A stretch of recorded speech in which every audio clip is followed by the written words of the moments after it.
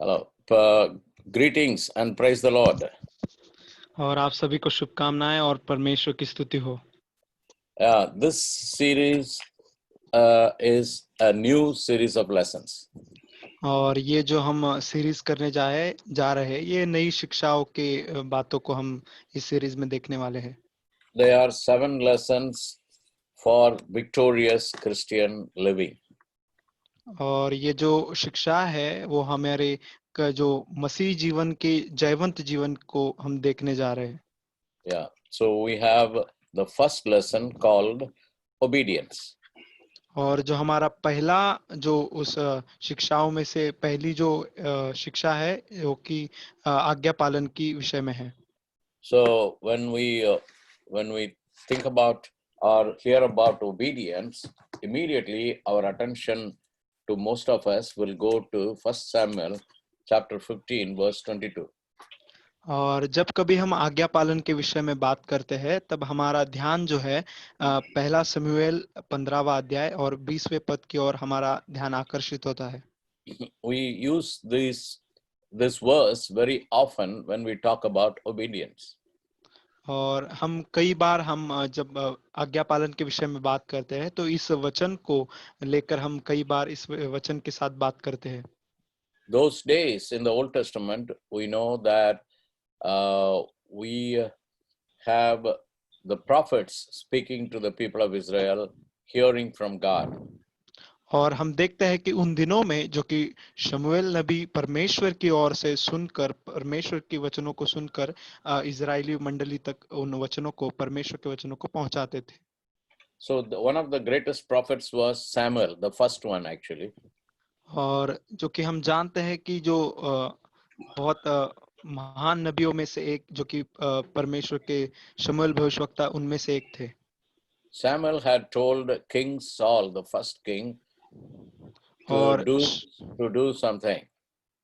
और शमूएल नबी ने जो परमेश्वर की ओर से वचनों को पाकर उस शाऊल राजा को कहा कि कुछ बातों को करना है करके।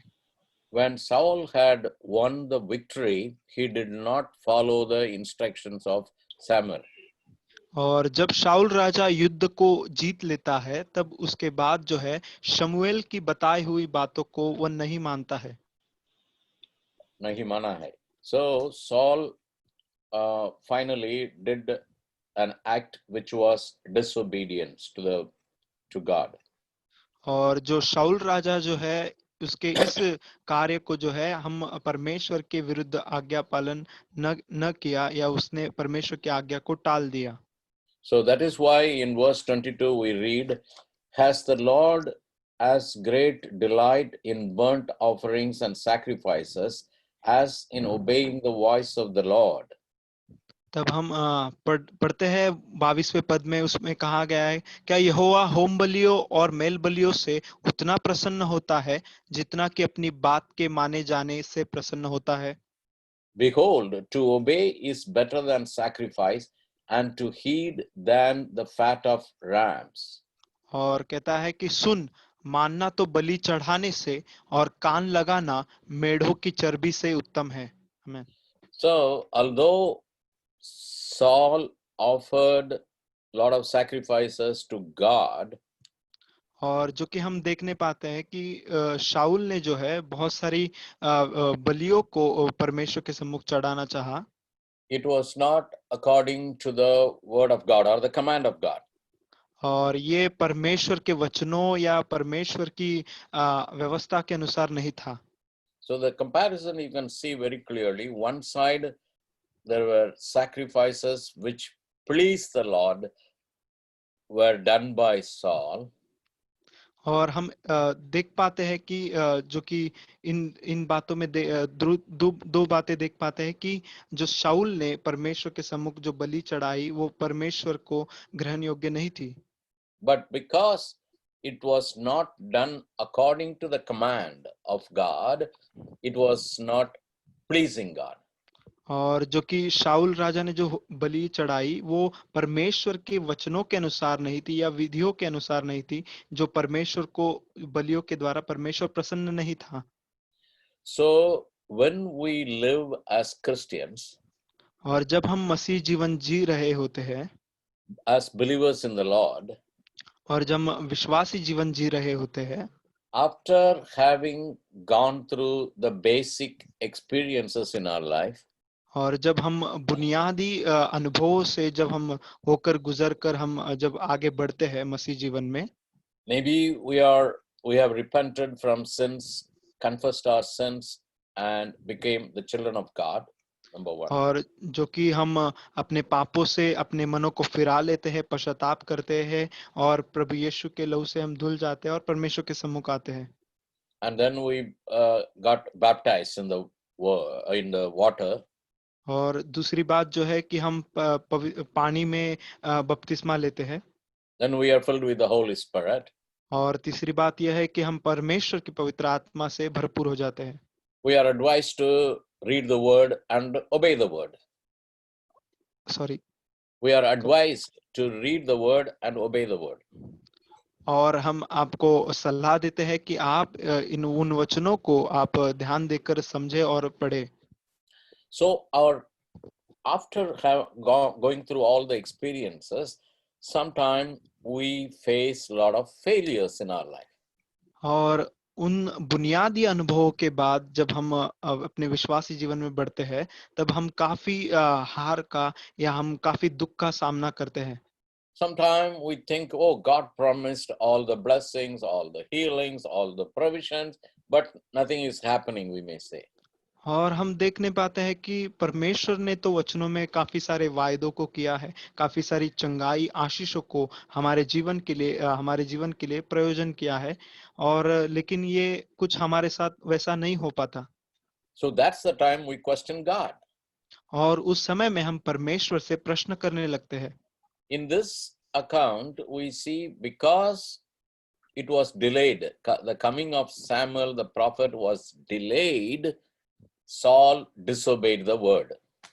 और हम देखते हैं इस कहानी में कि शमूएल के देरी से आने के कारण जो शाऊल राजा है अपनी बलि को चढ़ाकर परमेश्वर के विरुद्ध पाप कर बैठता है।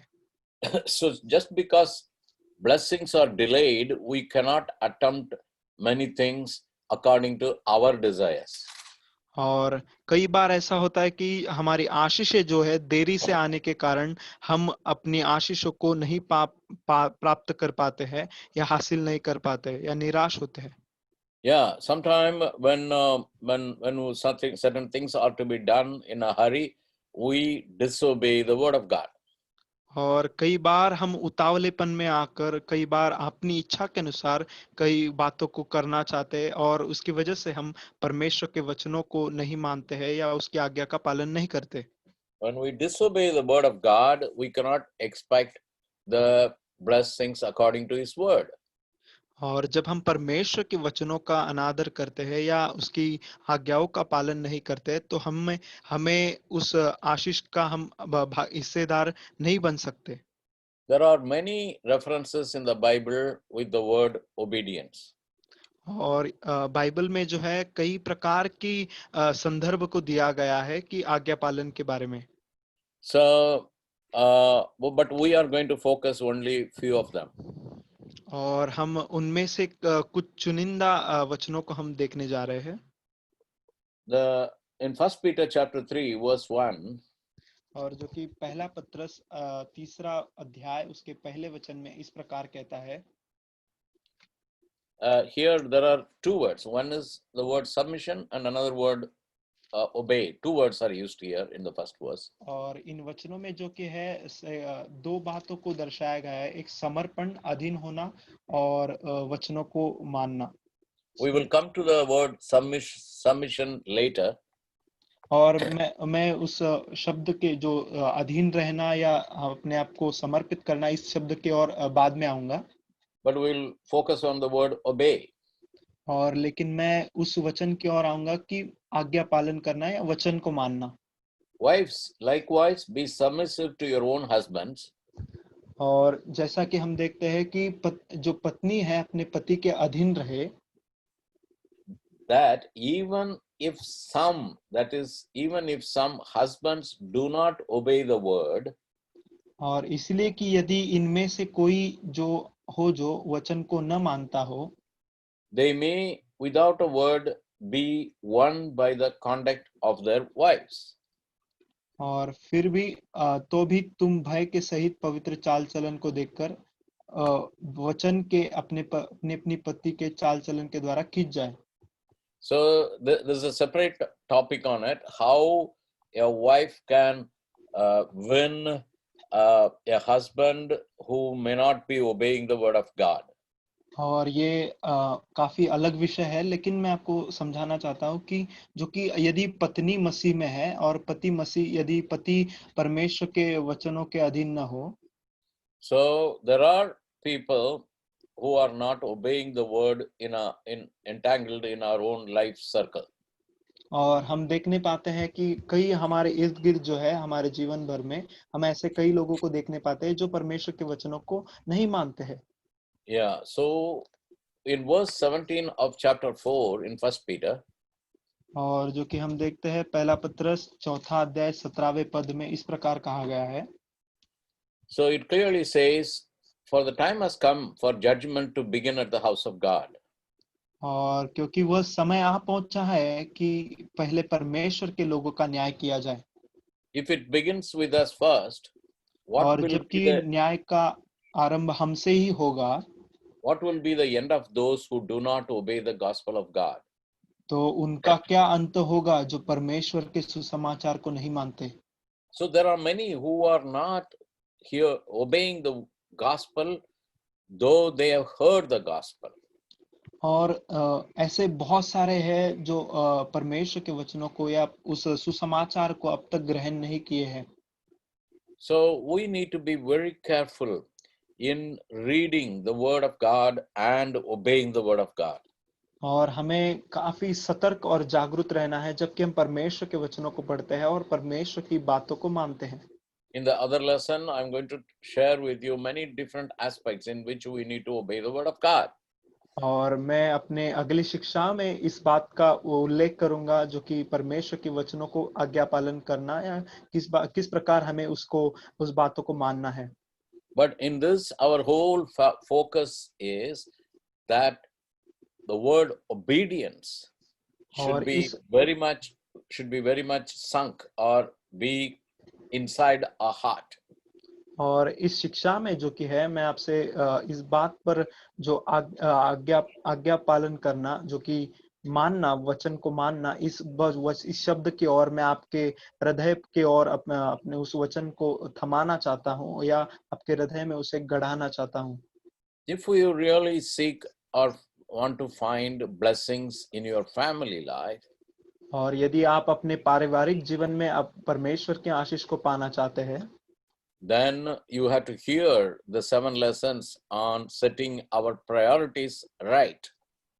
और आपको उन 7 शिक्षाओं की ओर आपको ध्यान देना पड़ेगा या आपको देखना पड़ेगा जो कि अपने जीवन क्रम को सीधे रखना या जो कि अपनी अवस्था को जो है सीधे रखना।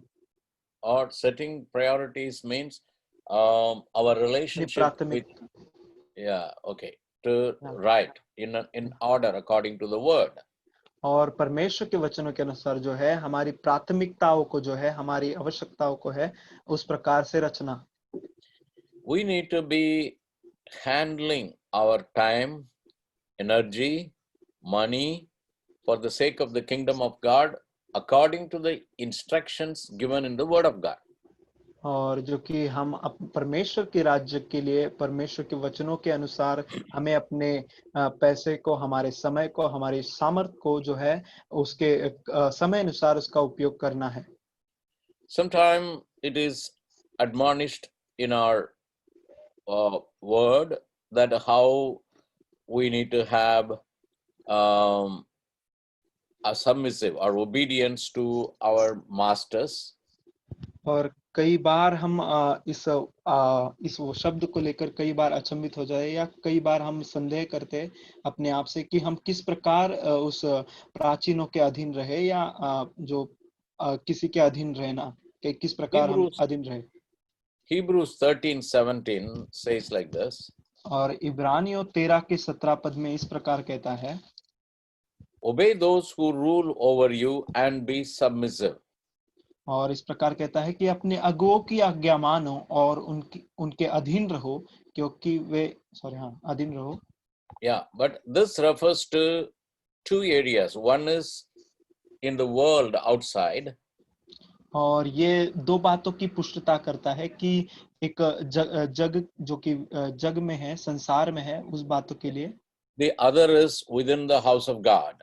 और एक जो है दूसरी जो भाग है वो परमेश्वर के भवन में जो है, या परमेश्वर मसीहत में जो है. Yeah, the house of God starts right from our home. Now, in this lockdown condition, your house of God is right in your house. और जो कि परमेश्वर का घर है वो फिलहाल तो इस लॉकडाउन के समय में हमारे घर को ही हम देख पा रहे हैं, या परमेश्वर का घर कहाँ कहलाया गया है. But other times when you are free to attend the fellowship or the church, it will include the church also. और जब कब हम अपने अगले दूसरे समय में होते हैं या दूसरी अवस्था में होते हैं, यदि हम चर्च में होते हैं या संगति में होते हैं, तो वो जो वचन है हमें उसके अनुसार हमें अगुओं के अधीन रहना बताता है.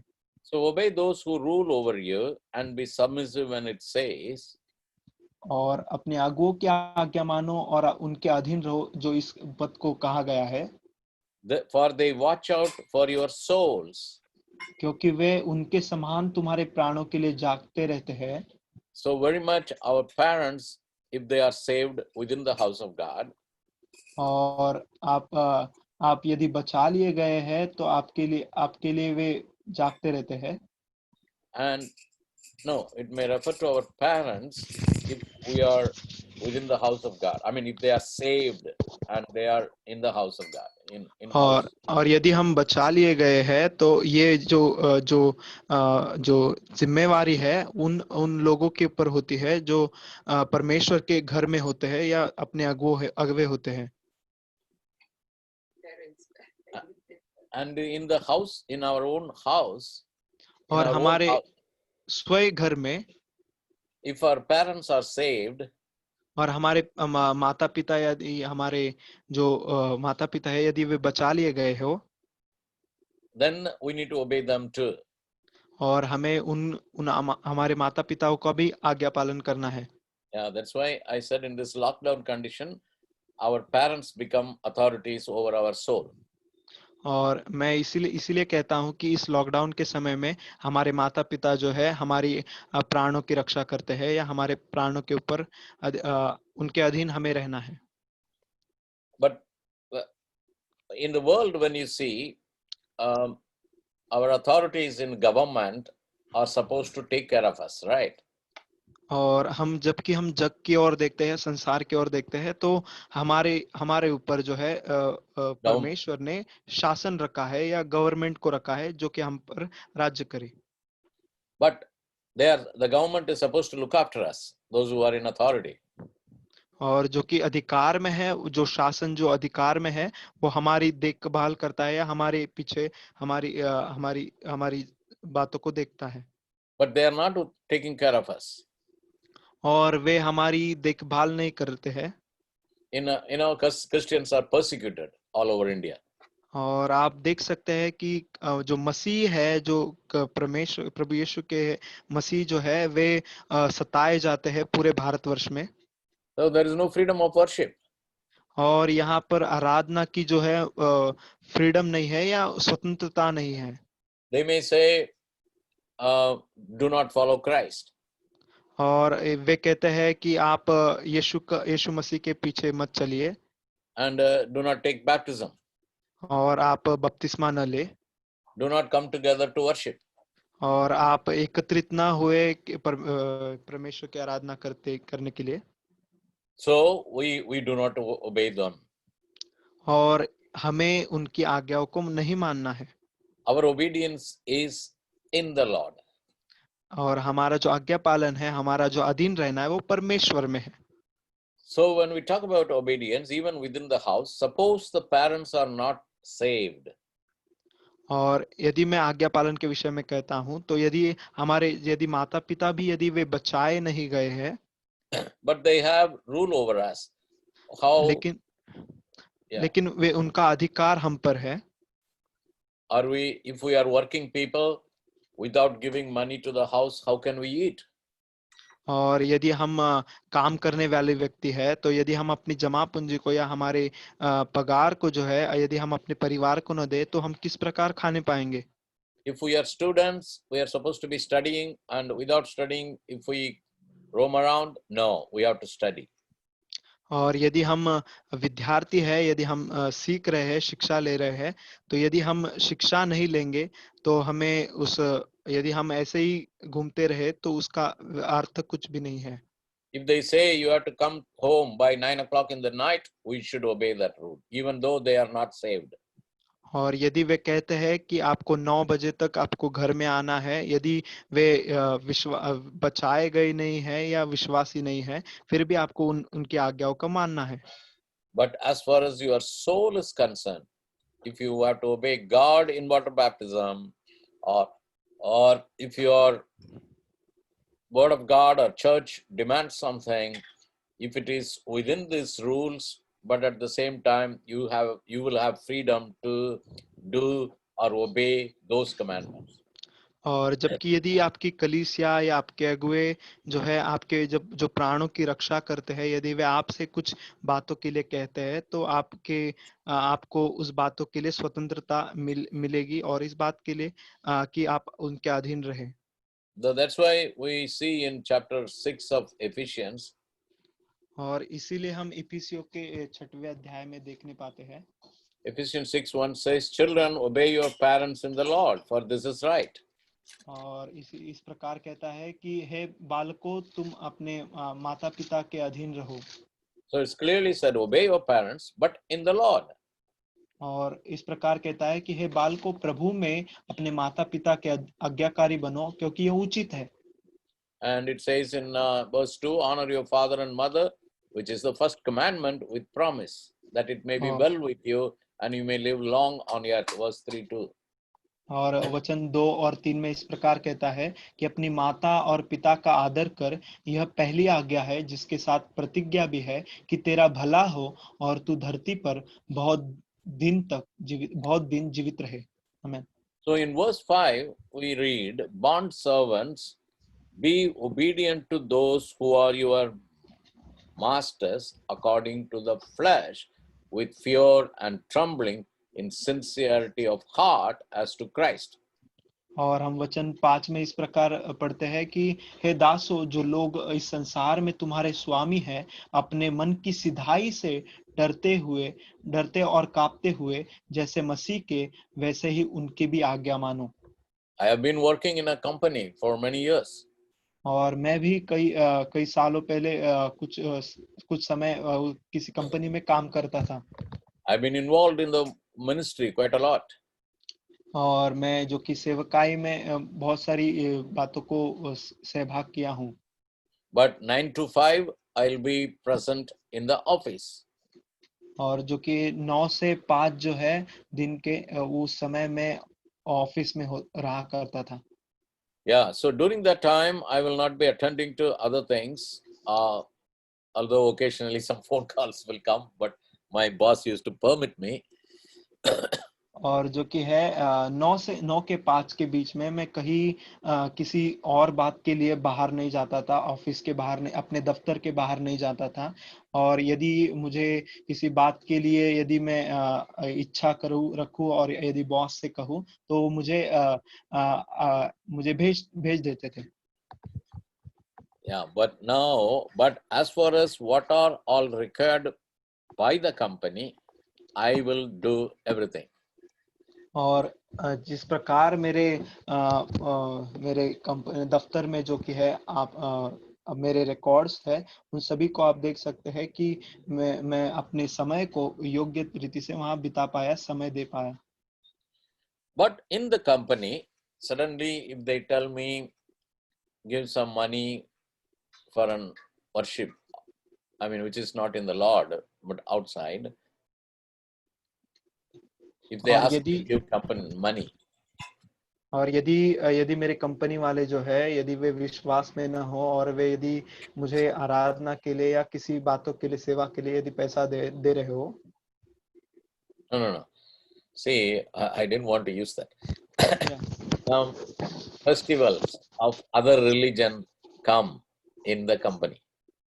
और जो कि है जो कि दफ्तर में ऑफिस में जो है बहुत सारे धर्म के लोग वहां पर आते हैं काम करने के लिए And right, to have their festival. और हाँ बहुत सारे उत्सवों को वो मनाते हैं Then they will ask money. और वे हाँ चंदा मांगते हैं Sometimes they will ask me to come and participate.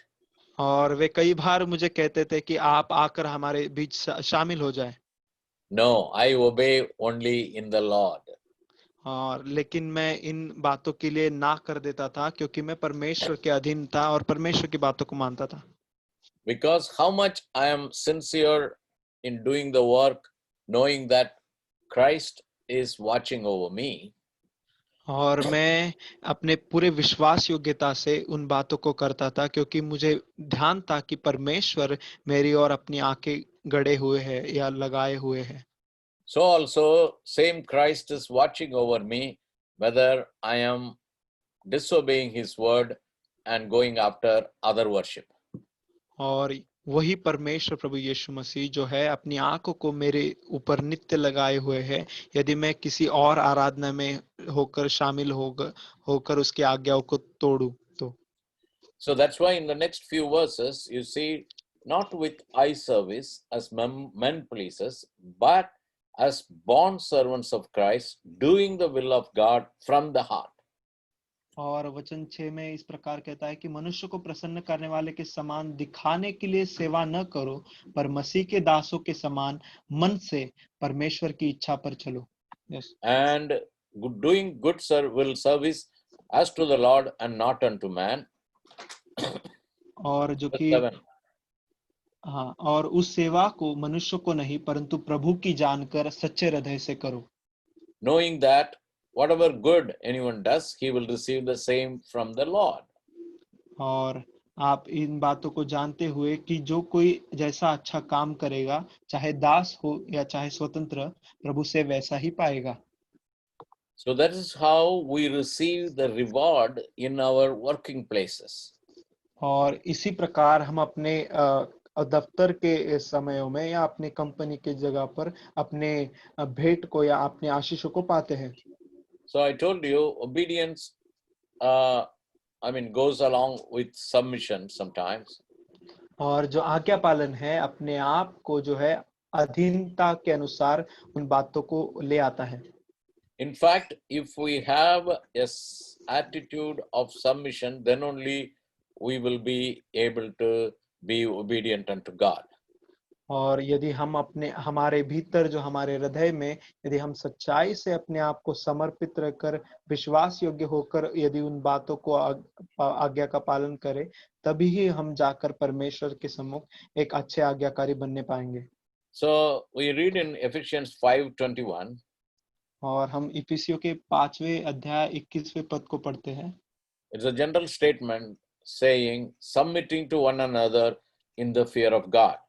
और एक सामान्य वचन है जो कि लिखा गया है कि मसीह के भय से एक दूसरे के अधीन रहो So that is why the attitude in our heart is very important as far as obedience is concerned. और जबकि हम आज्ञा पालन के विषय में बात करते हैं ये बहुत ही महत्वपूर्ण बात है जब चूंकि हमारे हृदय में हम पूरे विश्वास योग्यता से उस आज्ञा पालन के प्रति समर्पित रहे See, first of all, it starts from God. If we have a submission attitude to God and to His Word, यदि हम ये सबसे प्रथम जो है परमेश्वर के प्रति परमेश्वर से शुरुआत होता है जो कि यदि हम परमेश्वर के वचनों के प्रति यदि हमारा हृदय जो है समर्पित होने योग्य होगा it is easy to obey God. और तब हम जाकर तब हमारे लिए सरल हो जाता है कि हम परमेश्वर की आज्ञा को मान पाए Many times, when you do not have needs for और food, कई बार हमारे लिए हमें खाने की या कुछ बातों की जरूरत नहीं होती है yeah, shelter or clothing, या और कई बार हमारे लिए हमारे खाने के लिए हमारे रहने के लिए स्थान की या हमारे कपड़ों की कई बार जरूरत नहीं होती है it instead of having submissive attitude, we have questioning attitude. और जो कि समर्पित हृदय होने के अलावा हमारे पास जो है प्रश्नार्थी हमारे हृदय जो है हर वक्त प्रश्नों के लेकर चलता है। Yeah, you understand the difference. Submission attitude comes easily when there is a need. और जो कि समर्पित हृदय है वो उस समय आता है जो कि जहाँ कई जरूरत है या जो कोई आवश्यकता है। But when you are content or satisfied, you rebel. और यदि आपके पास बहुतायत हो या भरपूरी हो तब आप जाकर उसके प्रति जो उसके विरुद्ध जो है बलवा करते हैं या विरोध करते हैं उस बातों का। In closing, we go back to the first verse we referred, 1 Samuel और chapter 15, verse 22 and 23. और आइए हम जिस प्रकार अब समाप्ति की ओर बढ़ रहे हैं तो मैं चाहता हूं कि आपको फिर से उस वचन की ओर ले चलूं जो कि पहला शमूएल 15वां अध्याय 20 Yeah, has पद। the Lord has great delight in burnt offerings and sacrifices, as in obeying the voice of the Lord. Behold, to obey is better than sacrifice, and to heed than the fat of rams. और वचन 22 में कहता है कि शमूएल ने कहा, क्या यहोवा होम बलियों और मेल बलियों से उतना प्रसन्न होता है जितना कि अपनी बात के माने जाने से प्रसन्न होता है। सुन, मानना तो बलि चढ़ाने से और कान लगाना मेढ़ों की चर्बी से उत्तम उत्तम है। हमें But the second part you see very important. For rebellion is as the sin of witchcraft. और जो कि हम देखते हैं 23वें पद में जो कि इस प्रकार कहा गया है कि देख, बलवा करना और भावी कहने वालों से पूछना एक ही समान पाप है। And stubbornness is as iniquity and idolatry. और हट करना मूर्तों और गुरु देवताओं की पूजा के तुल्य है। So whenever you face this attitude, a rebellious attitude or stubborn attitude, watch और out. यदि और यदि आप यदि इन अवस्था में होते हैं या आप विरोध करते हैं या बलवा करते हैं या आप अपने आप को हट हट करते हैं या जिद पकड़े रहते हैं Then there is no spirit of obedience or spirit of submission. और उस जगह में आप पाते हैं कि वहां पर कोई भी आज्ञाकारी का आत्मा संग नहीं पाते हैं या आपके हृदय जो है आपका हृदय जो है समर्पित हृदय नहीं रह पाता। So obedience is very important to receive or to be living a victorious Christian life. और जो कि आज्ञा आज्ञाकारिता जो है बहुत ही महत्वपूर्ण है जबकि हम मसीह जीवन जी रहे हैं ताकि हम उस जयवंत जीवन को जी पाए। As I said, there are many words in the Bible talking about obedience and the areas of our obedience. और मैंने जिस प्रकार कहा पहले ही कि बाइबल में आज्ञा पालन के विषय में कई सारे वचन हैं और वो जो उसे दर्शाए गए हैं। May the Lord inspire you as read the word that God will enable you to observe them and obey them. और मैं आशा रखता हूं कि मैं विश्वास करता हूं कि परमेश्वर आपको प्रोत्साहित करे उत्साहित करे कि आप परमेश्वर के वचनों को पढ़े और उसके वचनों के प्रति अपने हृदय में समर्पित हृदय रखे और उसके वचनों को आप माने। God bless you. Amen and amen. और परमेश्वर आपको आशीष करे। आमीन और आमीन।